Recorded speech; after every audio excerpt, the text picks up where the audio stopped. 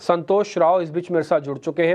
मैं अपने यूएस से एक रिपोर्टर को भी जोड़ूंगा अपने साथ, दिल्ली से भी रिपोर्टर को, और साथ ही रिसर्च का एंगल रखने के लिए मैं वरुण दुबे को भी अपने साथ वॉल से जोड़ूंगा। लेकिन पहले मैं जरा संतोष सर से बात कर रहा हूँ और उनसे जरा समझते हैं कि अभी क्या स्टेटस है, कितना समय लगेगा और कैसे आप वोट गिरे हैं इस बार। संतोष सर नमस्ते, पहले तो बहुत शुक्रिया आपने हमारे लिए समय निकाला जरा, क्योंकि आप वहीं पे ही हैं तो इसलिए जरा ग्राउंड चेक करके हमको बताइएगा अभी क्या चल रहा है, अपडेट क्या है, लेटेस्ट अपडेट क्या है कि कितनी सीटों पे ट्रंप और कितने पे कमला हैरिस आगे हैं, वोट परसेंटेज वगैरह अगर आप गाइड कर पाएँ इसके बारे में, और आपको क्या लगता है कि कौन जीत जाएगा और उसका इंडियन कनेक्शन क्या है। या अभी तो good morning, I mean good evening, जो कुछ भी है। अभी इट्स स्टिल टू अर्ली। अभी तो जैसे टेनिस में बोलते हैं, दोनों हैव हेल्ड देयर सर्व। अभी there is no upsets yet, so जो अभी जो होना था वो हो रहा है। Everybody is doing whatever was expected. तो अभी तो पेंसिल्वेनिया पे आना है। I think that has become very critical. तो अभी न्यूयॉर्क जीती है, अभी 5 मिनट पीछे।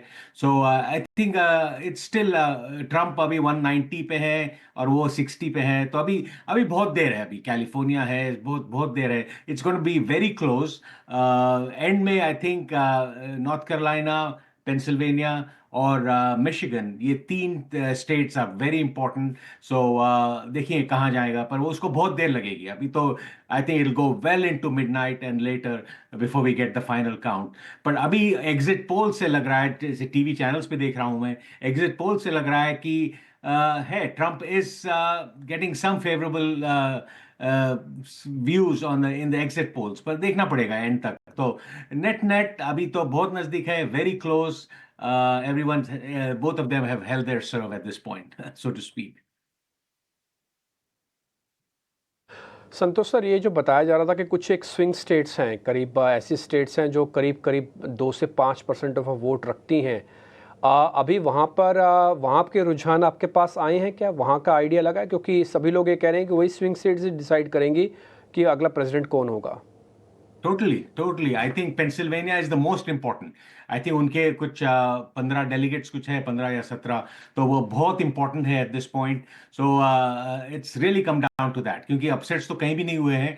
जॉर्जिया भी इंपॉर्टेंट है। ट्रंप को तो जीतना चाहिए जॉर्जिया, और अगर जीतना हो, प्रेसिडेंसी जीतना हो, तो जॉर्जिया भी जीतना पड़ेगा, पेंसिल्वेनिया भी जीतना पड़ेगा। तो ये सब जरा इट्स टू अर्ली। आ रहे हैं रिजल्ट्स धीरे धीरे। बट अभी तक तो कुछ अपसेट तो नहीं लग रहा है कहीं भी।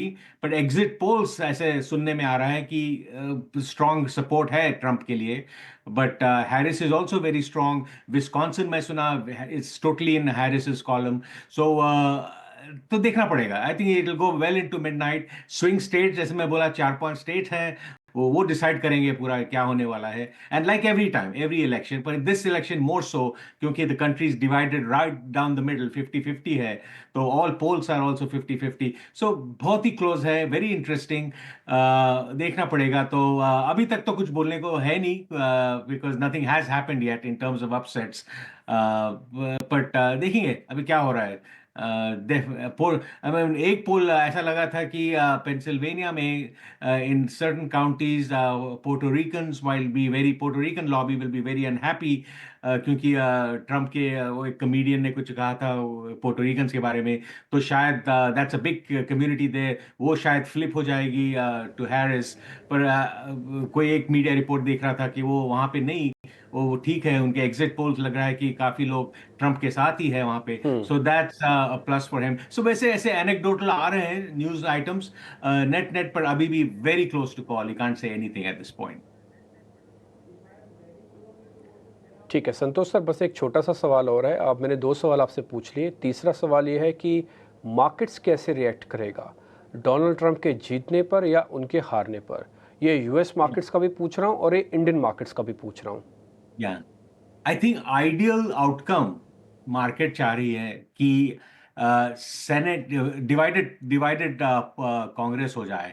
प्रेसिडेंसी, कमला हैरिस जीतेगी प्रेसिडेंसी, तो Senate goes to the Republicans and House goes to Republicans. So the split power structure is ideal at this point.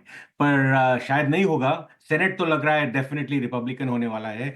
अगर ट्रम्प भी जीत गया तो I think in terms of the overall policy Trump का ये तो warning है सबको कि वो टैरिफ लगाने वाला है सबको, specially as a punishment, as a strategic tool, as a negotiating tool.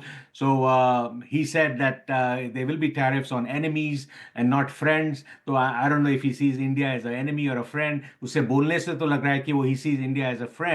So I think he's going to be selective in his tariffs. So net tariffs are not good. And Kamala Harris will continue with the Biden policy, which has generally been favorable to India. So at this point, I think it's very difficult to say. I think both of them are good for India. But in terms of the US market, I think Trump victory will be very good. Wall Street is rooting for that क्योंकि उनकी growth strategy है.